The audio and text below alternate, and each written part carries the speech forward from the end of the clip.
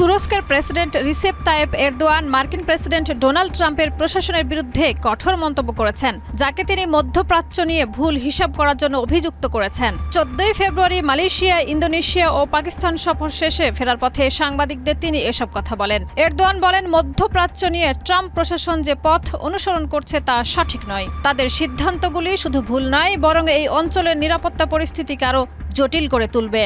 Erdogan আরও বলেন, গত কয়েক বছর ধরে বিভিন্ন আন্তর্জাতিক ইস্যুতে মধ্যপ্রাচ্যের পরিস্থিতি আরও খারাপ হয়েছে এবং এই পরিস্থিতির জন্য ট্রাম্পের প্রশাসনকে অনেকটা দায়ী করা যায়। প্রেসিডেন্ট এরদোয়ান তার বক্তব্যে তুরস্কের অবস্থান তুলে ধরেন, যেখানে তিনি জানিয়েছেন যে তুরস্ক তার নিজস্ব জাতীয় স্বার্থের জন্য প্রতিটি পরিস্থিতি শক্তভাবে মোকাবেলা করবে।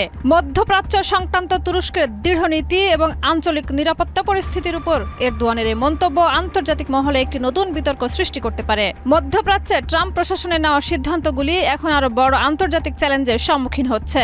2017 সালে ইসরায়েলের রাজধানী হিসেবে জেরুজালেমকে স্বীকৃতি দেওয়ার সিদ্ধান্ত এবং ইরানের পরমাণু চুক্তি থেকে একতরফা বেরিয়ে আসার ফলে আন্তর্জাতিক পর্যায়ে তীব্র বিরোধ তৈরি হয়। বিশেষজ্ঞরা বলছেন, এসব সিদ্ধান্ত মধ্যপ্রাচ্যে উত্তেজনা ও অস্থিরতা আরো বাড়িয়ে দিয়েছে, যার প্রভাব এখনও দৃশ্যমান।